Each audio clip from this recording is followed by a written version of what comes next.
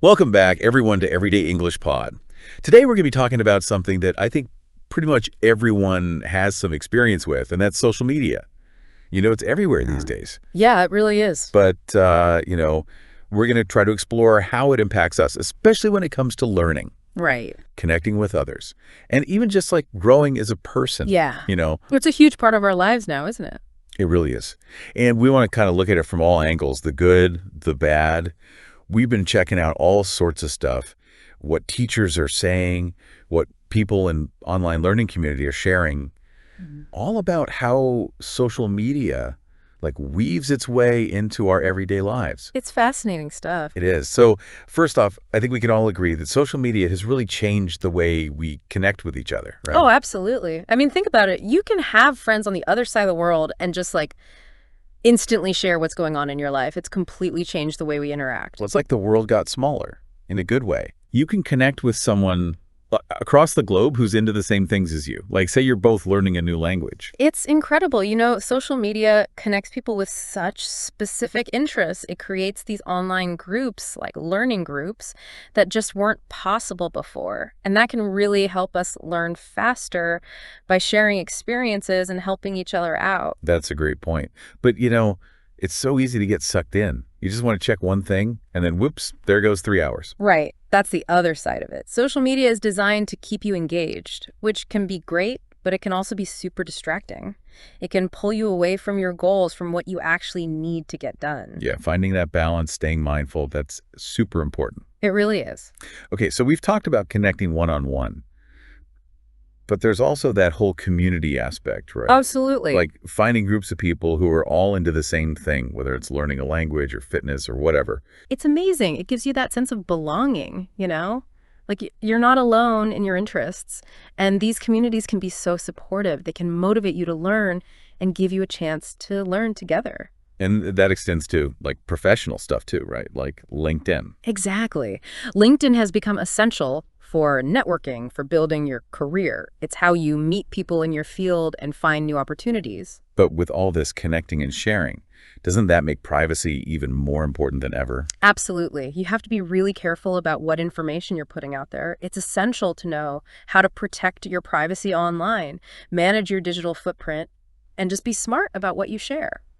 So we've talked about some of the good stuff, but let's be real. There are definitely downsides too. Like, what about all the misinformation that's out there? It seems like it spreads like wildfire. It does. It's a huge problem. It's that same speed and reach that makes social media so powerful for connection that also makes it really easy for false information to spread.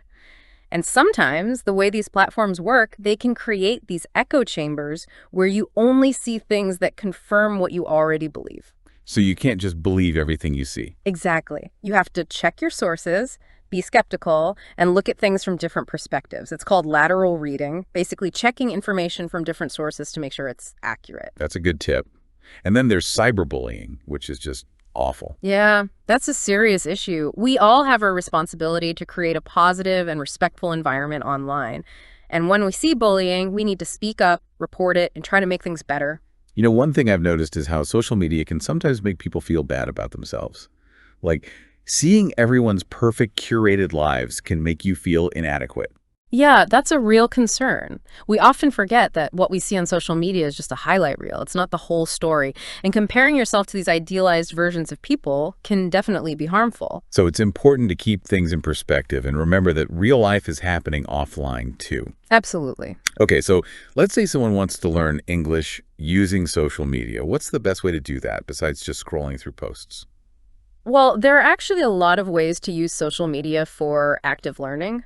Platforms like Instagram and YouTube are full of great resources. You can watch videos with subtitles, engage with content creators in the comments, even start making your own short videos in English. That sounds fun. But you'd have to be careful about the kind of English you're learning, right? Not everyone online speaks perfectly. Right, that's a good point. A lot of social media is very casual and conversational. You'll definitely see grammatical errors and slang. So it's important to use social media alongside more structured resources like language learning apps or websites or even traditional books. So what would you say are the biggest do's and don'ts for using social media to learn English? Well, definitely do actively engage with content that aligns with your learning goals. Like comment, ask questions, participate in discussions, and connect with other learners, even native speakers, to practice and get support. Makes sense. What about the don'ts? Don't waste time arguing in comment sections. It's usually unproductive. Be careful about sharing too much personal information. And try not to compare yourself to others too much. It can be really demotivating. Those are all good points. Now let's talk about the sheer volume of information on social media. It's overwhelming. How do you even begin to filter through it all, especially when you're trying to learn something specific? Yeah, it can be a lot, but there are ways to manage it. You have to be really intentional about what you're consuming. Choose carefully who you follow. Look for accounts that share reliable information and that are actually relevant to what you want to learn. So it's like building your own little learning world within social media. Now, what about interacting with the content? Does that actually help you learn better? Oh, absolutely. Just passively scrolling isn't enough. You have to actively engage, leave thoughtful comments, join discussions, ask questions. That's how you really solidify your understanding and get feedback. But again, we have to be careful about the language we're using, right? Right. It's great to practice, but remember that not everything you see on social media is grammatically correct. Try your best to use good English, even in casual settings. One thing I love about social media is how it exposes you to different cultures. It's like a window into the world. It really is. You can see how people live in different countries, learn about their traditions, see things from their perspective. It's incredibly valuable for understanding different cultures. But are there any downsides to that? Like, are there things you should be careful about? Well, you have to be aware of stereotypes and generalizations. Not everything you see on social media represents an entire culture accurately. So it's important to seek out diverse voices and get a well-rounded perspective. Makes sense. So social media isn't just about consuming information. It can also be a way to be creative and express yourself, right? Exactly. You can share photos, write, make videos, even participate in challenges. It's a great way to practice using English in a fun and creative way. Like if you're learning English, you could start a blog or make short videos explaining things in English. Exactly. It's a great way to practice. And remember, be mindful of what you're sharing. Be smart about your privacy and online presence. And what about for professional stuff? Like we talked about LinkedIn earlier. Right. Building a professional network online is so important these days. You can showcase your skills, connect with people in your field, and find new opportunities. Just remember to keep it professional and be authentic. Now, going back to misinformation, how can people, especially language learners, get better at spotting fake news and thinking critically about what they see online? It's all about developing critical thinking skills. Question your sources. Don't just believe everything you read. Double-check information, look for evidence, and be wary of anything that seems too good to be true or is trying to manipulate your emotions. So it's not just about learning the language, it's also about learning how to be a smart and responsible user of social media. Exactly. And for language learners, analyzing information in English, even if it's about challenging topics, can actually help improve your critical thinking skills and your vocabulary at the same time. It all ties together. So at the end of the day, the key is to be intentional about how you use social media. Absolutely. Whether you're using it for learning, connecting with friends, or just relaxing, being mindful and purposeful makes a big difference. Think about what you want to get out of it and be willing to step away if it's not serving you. It's about finding that balance, right? Where social media enhances your life without taking over. Right. It should add to your life, not replace the things you enjoy offline, like your hobbies, spending time with people face to face. And remember, what you see online isn't always real. Focus on building genuine connections and being yourself, rather than comparing yourself to others. Okay, let's get practical. What are some concrete things people can do to use social media more effectively for learning English? Well, the first thing is to curate your social media feeds. Be picky about who you follow. Look for accounts that are educational, that focus on language learning, and that share high-quality content. So it's like creating your own personal learning space. Exactly. And before you even start scrolling, set a goal for yourself. What do you want to learn or practice during this time? That makes sense. A more targeted approach. Yeah. What about how you actually interact with the content? Make it a habit to actively engage with English content. Set aside some time each day to watch a video, listen to a podcast, read some posts, and then actually do something with it. Shadow the speakers, repeat phrases, write comments, ask questions. So be an active participant, not just a passive observer. Exactly. What about connecting with other language learners or native speakers online? That's a great way to practice in a real-world setting. Join groups, introduce yourself, ask questions, participate in discussions. It's invaluable for learning natural language and picking up new vocabulary. And if you get feedback, whether it's positive or constructive, use it to learn and grow. Exactly. Feedback is so important. Be open to it. Learn to distinguish helpful criticism from less useful comments, and use it to identify areas where you can improve. It can be tough to stay focused when you're on social media, though. Any tips for managing your time? There are some great apps that can help you block distracting websites or limit your time on certain platforms, and scheduling specific times for focused learning can also help. So set aside time for learning like you would for any other activity. Exactly. And what about staying motivated? How do you keep from getting discouraged when learning a language can feel like a long process? Celebrate your achievements, no matter how small they seem.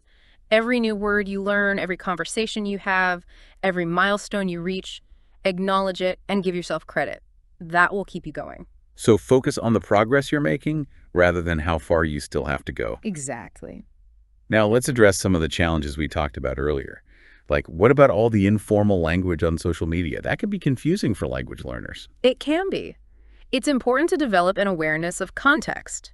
Notice when and where informal language is used, and balance your social media time with resources that focus on more formal English. Eventually, you'll get a feel for when it's appropriate to use casual language. And what about distractions? How do you avoid getting sidetracked from your learning goals? Setting clear goals before you even log in can help. Remind yourself what you want to accomplish. And there are some great apps and tools that can block distracting websites during your study sessions. So create a focused learning environment. Learning a language can feel slow sometimes. How do you stay patient and avoid getting discouraged? Remember that it's a journey, not a race. Focus on consistent effort, even if it's just a little bit each day, and celebrate the progress you make along the way. Don't expect fluency overnight. Slow and steady wins the race. Exactly. And we've talked a lot about active engagement. Why is that so important compared to just passively consuming content? When you actively engage, your brain has to work harder. You're not just absorbing information, you're processing it, using it, making connections. That leads to much better understanding and retention. So don't just scroll, do something with the information you're seeing. Exactly. What about pronunciation? Can social media help with that? Absolutely. There are so many videos and audio clips on platforms like YouTube and TikTok.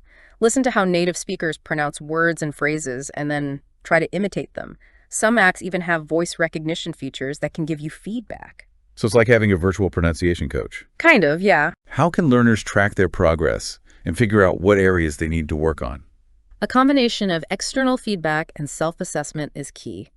Keep a journal, write down new vocabulary, reflect on your learning experiences, and make note of any challenges you encounter. So keep track of what you're learning and how you're feeling about the process. Exactly. Collaborative learning seems like a big advantage of using social media for language acquisition. It is. Joining English-speaking groups gives you a chance to practice with others, get support from fellow learners, and learn from their experiences. It's like having a built-in study group. Kind of, yeah. For people with busy lives, practicing consistently can be tough.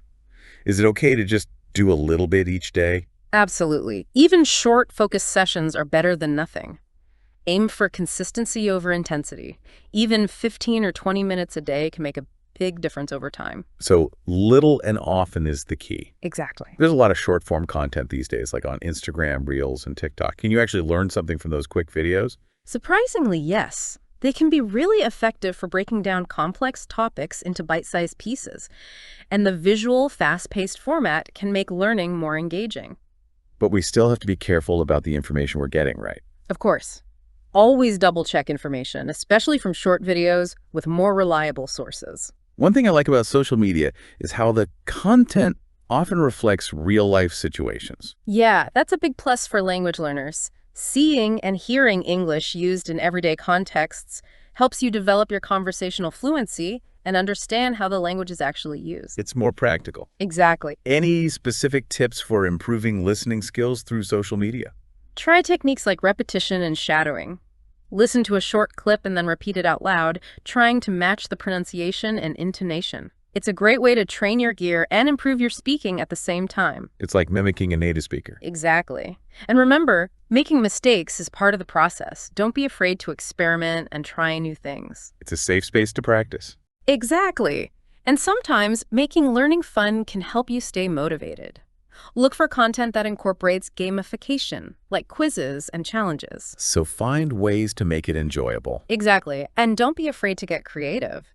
Try making your own content in English. It's a great way to solidify your skills and build confidence. So passive exposure is good, but active engagement and creation are even better. Absolutely. The more you interact with the language, the more you'll learn. And actively participating in discussions, asking questions, sharing your thoughts, that all helps improve your communication skill. Great, definitely. It gives you practice expressing yourself clearly and effectively in English. It's like a workout for your language muscles. Exactly. You know, I hadn't really thought about this before, but you get exposed to so many different accents on social media. Yeah, that's a huge benefit. Hearing different accents, American, British, Australian, and so on, helps you understand spoken English in a variety of contexts. It makes you a more well-rounded listener. Exactly. And you also pick up on cultural nuances and references that you might not get from textbooks. It's like a crash course in cultural understanding. Kind of, yeah. And language learners can also share their own cultures and perspectives, which adds to the richness of the experience. Absolutely. It creates a more diverse and engaging learning environment for everyone. But it's important to remember that not all feedback is created equal. Right. Focus on constructive feedback that helps you improve, rather than getting caught up in likes or negative comments. Find the people who are genuinely trying to help you learn. Exactly. And structured online communities can be a great source of support and motivation. They provide a sense of community and accountability. Exactly. And consistency is key, no matter what tools you're using. Make language learning a regular part of your routine, even if it's just for a few minutes each day. Little by little, it all adds up. Exactly. And don't be afraid to incorporate your interests into your learning. If you're passionate about something, learn about it in English. Yeah, it makes learning more enjoyable. Exactly. And remember, putting yourself out there and creating content in English is a great way to build confidence. It's like taking your learning to the next level. Exactly. And don't get discouraged by mistakes. They're a natural part of the process. Use them as opportunities to learn and grow. So embrace the journey. Exactly. And take some time to reflect on your progress. What are you learning? What challenges are you facing? How can you improve? So be mindful and self-aware. Exactly.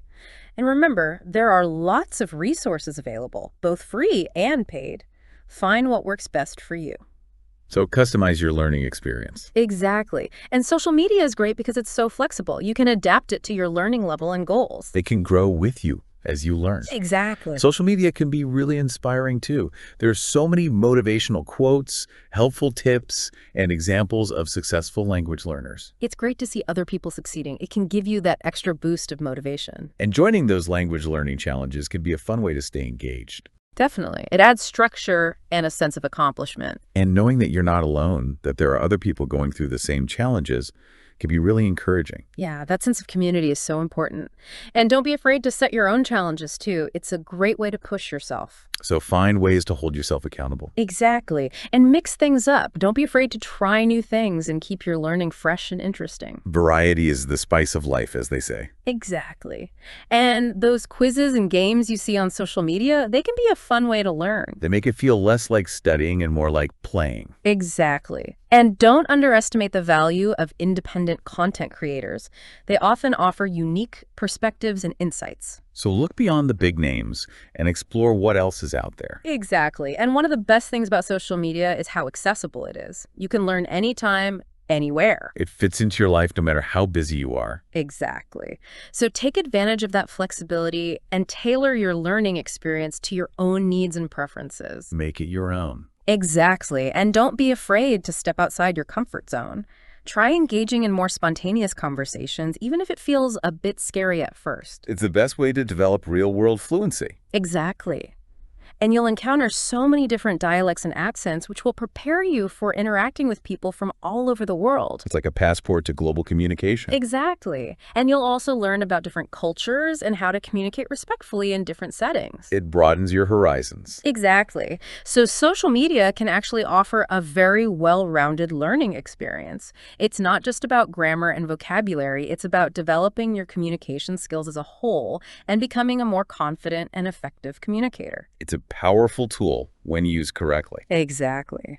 So to sum it all up, balance is key. Be mindful of your time, curate your content, and be intentional about how you use social media for learning. Exactly. Set boundaries, stay focused, and make it work for you. Prioritize quality over quantity, engage deeply with the content you choose, and take breaks when you need them. Exactly. Make it a sustainable part of your learning routine. And remember, social media is a great supplement to other learning methods, but it shouldn't replace them entirely. Right. It's a valuable tool, but it's most effective as part of a balanced approach. So the big takeaway is this. Social media has incredible potential for learning and connection, but it's up to you to use it wisely and intentionally. It's a tool that can empower you, but only if you take control of it. We hope you found this conversation helpful. Think about your own social media habits and how you can apply these insights to your own learning journey. It's all about making conscious choices and shaping your digital environment to support your goals. And here's a final thought. How can you transform your social media experience from passive consumption to active growth and learning? It's a question worth pondering. Thanks for listening. It's been a pleasure. We'll see you next time on Everyday English Pod. Bye, everyone.